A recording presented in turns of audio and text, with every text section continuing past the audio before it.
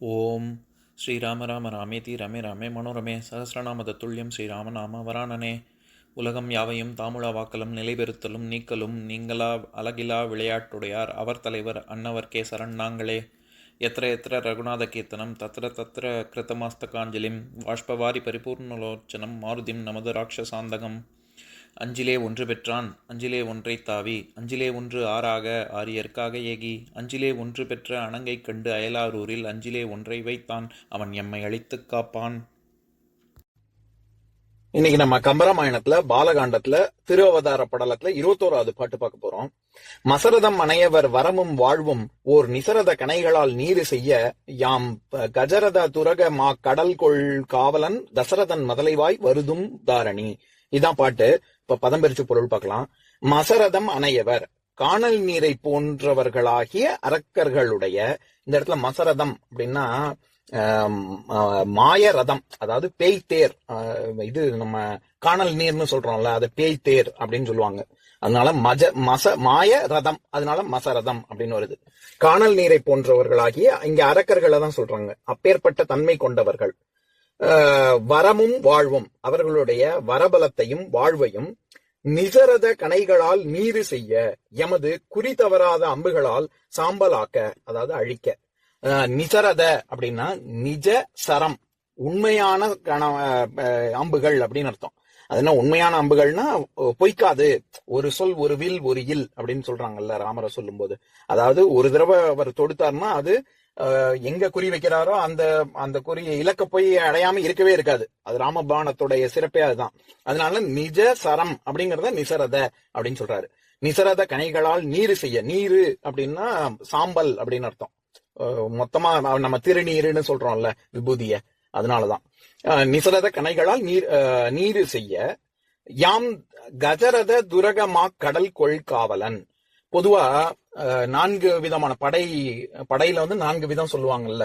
அதாவது இது யானைப்படை, குதிரைப்படை, தேர்ப்படை, காலாட்படை. அதுல கஜரத துரக பதாதியர்கள் அப்படின்னு சொல்லுவாங்க.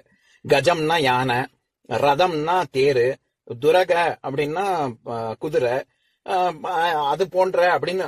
அப்புறம் பதாதியர்கள் காலாட்படை. அதனால இவர் என்ன சொல்றாரு, யாம் கஜரத துரக மா கடல் கொள் காவலன். யாமே யானை, தேர், காலாள் என்னும் கடல் போன்ற நாற்பெருஞ்சேனைகளையுடைய வேந்தனான தசரதன் மதலைவாய் தாரணி வருதும். தசரதன் புத்திரனாக, மதலைன்னா பிள்ளைன்னு அர்த்தம், புத்திரனாக உலகத்தில் வந்து அவதரிக்கின்றோம் அப்படின்னு சொல்றாரு. இப்ப நம்ம இந்த பாட்டுல இருக்கக்கூடிய நயங்களை பார்க்கலாம்.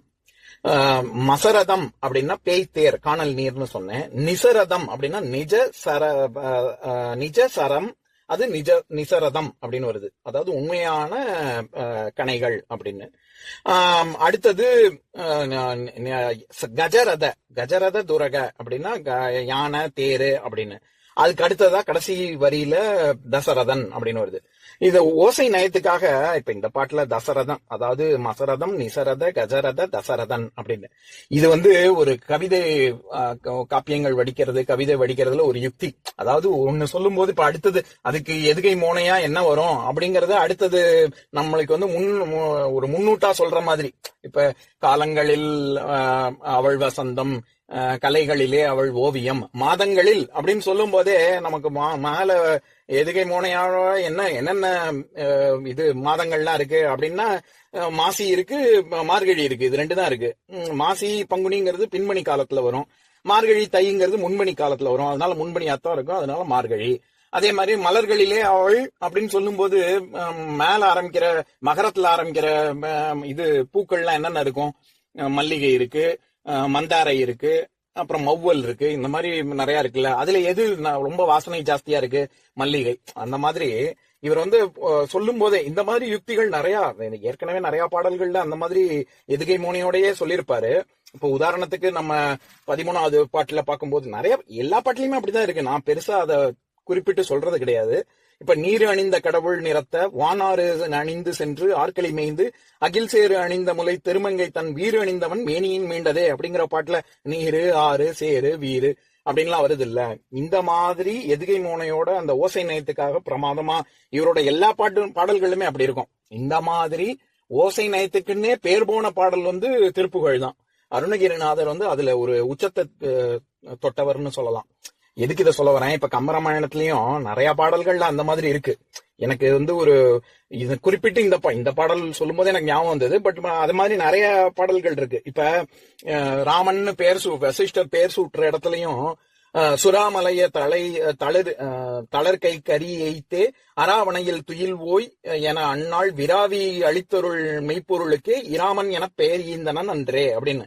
சுரா, அரா, விரா, ராமன், இரா அப்படின்னு வருது இல்ல. இந்த மாதிரி இது சீதை கிட்டக்க வந்து அனுமார் சொல்லுவாரு, நீங்க இட்ட கெடு அதுக்குள்ள ராமன் வந்து கண்டிப்பா உங்களை வந்து மீட்பார் அப்படின்னு சொல்ல வர்ற பாட்டிலையும் அப்படிதான். எப்படி ராமனுக்கு வசிஷ்டர் சொல்ற அந்த பாட்டுல இரான்னு வருதோ, இதே மாதிரி ராவணனுக்கும் குராவரும் குழலி நீ குறித்த நாளினே விராவரு நெடுஞ்சிறை மீட்கிலான் எனின் பராவரும் பழியோடும் பாவம் பற்றுதற்கு இராவணன் அவன் இவன் ராமன் என்றனன் அப்படின்னு ஆஞ்சநேயர் சொல்லுவார். அதாவது நீ கண்டிப்பா வந்து சிறை மீட்பார், அவர் அப்படி மீட்கலன்னா பழியும் பாவமும் அடையறதுக்கு இவர் ராமன் இல்ல ராவணன்னே பேர் வச்சுக்கலாம் அப்படின்ற மாதிரி அவர் ஆணித்தனமா சொல்லுவாரு. அந்த இடத்துலயும் அப்படிதான் குராவரும் விராவரும் பராவரும் இராவணன் அப்படின்னு.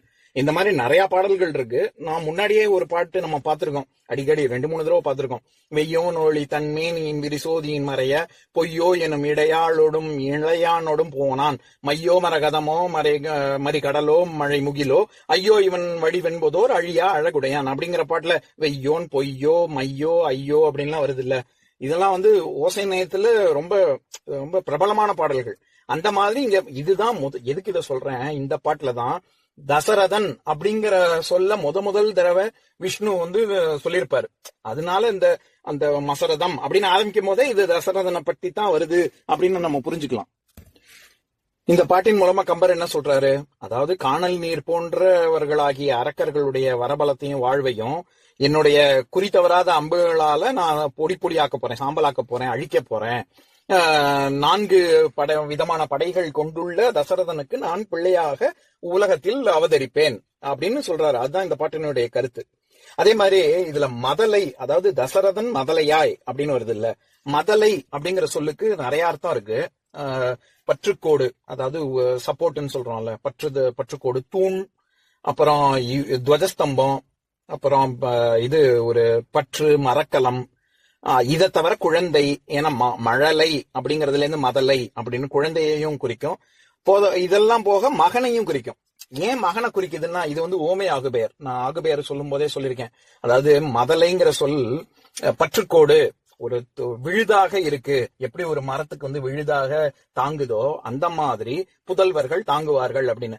நம்ம திருக்குறள்ல கூட பெரியாரை துணை கோடல் அப்படிங்கிற அதிகாரத்துல 9வது குறள்ல முதலிலாருக்கு ஊதியம் இல்லை மதலையான் சார்பிலாருக்கு இல்லை நிலை அப்படின்னு சொல்லியிருப்பாரு. அதாவது எப்படி முதல் போட்டவங்களுக்கு தானே ஊதியம் கிடைக்கும், அப்ப அந்த மாதிரி முதலே இல்லைன்னா எங்க இந்த ஊதியம் வரும், அதனால முதல் இல்லைன்னா ஊதியம் இல்லை. அந்த மாதிரி மதலையான் சார்பிலா இருக்கு, ஒரு பற்றுக்கோடு, ஒரு துணை இல்லாதவர்களுக்கு நிலையும் இல்லை அப்படின்னு சொல்றாரு. அந்த இடத்துல மதலை அப்படிங்கிறது ஒரு துணை அப்படிங்கிற பொருள்ல வருது. அந்த மாதிரி இங்க விழுது, துணை, பற்றுக்கோடு அப்படிங்கிறது மகனாக ஆகி வர்றதுனால இது உவமையாக பெயர். ஏன்னா அது எப்படி விழுது ஒரு மரத்தை தாங்குதோ அந்த மாதிரி புதல்வன் அப்பா அம்மாவை தாங்குவாங்க அப்படிங்கிற உவமை வர்றதுனால இது உவமையாக பெயர். தசரதன் மதலைவாய் வருதும் தாரணி அப்படின்னு சொல்றாரு. நம்ம ஏற்கனவே 198வது பாட்டு, அதாவது இதுக்கு முந்தின பாட்டு, என்றனர் இடர் உழந்து இறைஞ்சி ஏத்தலும் அன்றலம் துளவினான் வருந்தல் வஞ்சகர் தம் தலையறுத்து இடர் தாணிப்பெண் தாரணிக்கு ஒன்று ஓர் கேண் என உரைத்தல் மேயினான் அப்படிங்கிற பாட்டுல தாரணி, தரணி, இந்த மாதிரி தரணீதரன் உதாரணம் எல்லாம் சொல்லியிருப்பேன்ல, தாரிணி, இது எல்லாமே பூமியை குறிக்கும். அந்த மாதிரிதான் இந்த இடத்துலயும் தசரதன் மதலைவாய் வருதும் தாரணி, இந்த பூமி அப்படிங்கிற பொருள்ல தான் இங்கேயும் வருது. அதுல மதலைவாய் வருதும் தாரணி அப்படின்னு சொல்றாரு. அந்த வருதும் அப்படின்னா யாம் வருவோம் அப்படின்னு தன்மை பன்மை வினைமுற்று குறிக்கும். இப்ப நான் வருவேன் அப்படின்னு சொல்றதுக்கு கவலை, நாம் வருவோம் அப்படின்னு பன்மையில சொல்லுவாங்க. அந்த மாதிரி வருதும் அப்படின்னா யாம் வருவோம் அப்படின்னு அர்த்தம். ஒரு மேல சொல்லாம பன்மேல சொல்றாரு.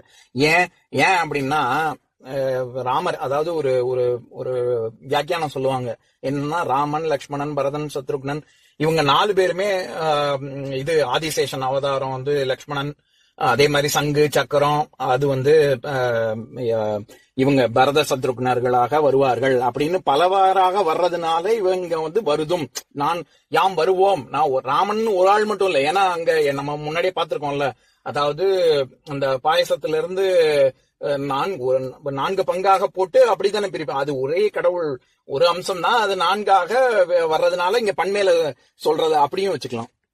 அதே மாதிரி தசரதன் அப்படிங்கிற பேருக்கு இது ஞானேந்திரியங்கள், பஞ்சேந்திரியங்கள், அந்த 10 இந்திரியங்கள் அத வென்றவன் அப்படின்னும் ஒரு தத்துவார்த்தமா ஒரு அர்த்தம் சொல்லுவாங்க. இன்னொன்னு சாம்பன் அப்படின்னு ஒரு அசுரன் இருந்தான், அவனை வீழ்த்த 10 தேரை கொண்டு அவனை வீழ்த்தியதனால் தசரதன் அப்படிங்கிற பேர் வந்ததுன்னு சொல்லுவாங்க. எப்படி வச்சுக்கிட்டாலும், ஏன்னா தச அப்படின்னாலே 10ன்னு அர்த்தம்ல, அதனால 10 ரதங்களை கொண்டு சாம்பனுடன் போர் புரிந்து வென்றவன் அப்படிங்கறதுனால தசரதன் அப்படின்னு நம்ம அடுத்து பார்க்க போறோம். கம்பராமாயணத்துல 1331 பாட்டுல தசரதன் தன்னை பத்தியே சொல்ற ஒரு பாட்டு இருக்கு. அதாவது பஞ்சிமென் தளிரடி பாவை கோல்கொள வெஞ்சினத்து அவுணர் தேர்பத்தும் மென்றுளேற்கு எஞ்சலில் மனம் எனும் இழுதை ஏறிய 5 தேர் வெல்லும் ஈது அருமை ஆவதோ அப்படின்னு தன்னைத்தானே 10 தேர்களை கொண்டுள்ள அவுணர், அதாவது அரக்கர்கள் எல்லாம் நான் வென்றிருக்கிறேன், அப்படி இருக்கும்போது இது எனக்கு முடியாத காரியமா அப்படின்னு கேட்கக்கூடிய ஒரு பாடல்லாம் வரும். அதனால அங்கேயும் அதுக்கான அந்த தசரதம், அதாவது 10 தேர்களை கொண்டுள்ள அரக்கர்களை வென்றவன் அப்படிங்கிற ஒரு ரெஃபரன்ஸ் வரும். அதனால தசரதன் அப்படின்னா 10 தேர்களை கொண்ட அரக்கர்களை வென்றவன் நம்ம சொல்லலாம். இப்ப நான் பாட்டை இன்னொரு தடவை படிக்கிறேன் கேளுங்க. மசரதம் அணையவர் வரமும் வாழ்வும் ஓர் நிசரத கணைகளால் நீரு செய்ய யாம் கசரத துரக மா கடல் கொள் காவலன் தசரதன் மதலைவாய் வருதும் தாரணி. இன்னொரு நாள் இன்னொரு பாட்டு பார்க்கலாம். ஓம் शान्ताकारं भुजगशयनं पद्मनाभं सुरेशं विश्वाधारं गगनसदृशं मेघवर्णं शुभाङ्गं लक्ष्मीकान्तं कमलनयनं योगिहृद्यानगम्यं वन्दे विष्णुं भवभयहरं सर्वलोकैकनाथम्. உம்பரோடு இம்பர்காரும் உலகம் ஓர் ஏழும் ஏழும் எம்பெருமான் என்று ஏத்தி இறைஞ்சி நின்று ஏவல் செய்ய தம்பியரோடும் தானும் தருமமும் தரணி காத்தான் அம்பரத்து அனந்தர் நீங்கி அயோத்தியில் வந்த வள்ளல். ஓம் பூர்ணமதः பூர்ணமிதம் பூர்ணாத் பூர்ணமுதஸ்யதே பூர்ணஸ்ய பூர்ணமாதாய பூர்ணமேவாவசிஷ்யதே. ஓம் சாந்தி சாந்தி சாந்திः. ஓம் சர்வேஷாம் ஸ்வஸ்திர்பவது சர்வேஷாம் சாந்திர்பவது சர்வேஷாம் பூர்ணம் பவது சர்வேஷாம் மங்களம் பவது. ஓம் சாந்தி சாந்தி சாந்திः. ஓம் சர்வே பவந்து சுகினः सर्वे सन्तु निरामयाः सर्वे भद्राणि पश्यन्तु मा कश्चित् दुःखभाग् भवेत्. ओम शांति शांति शांति.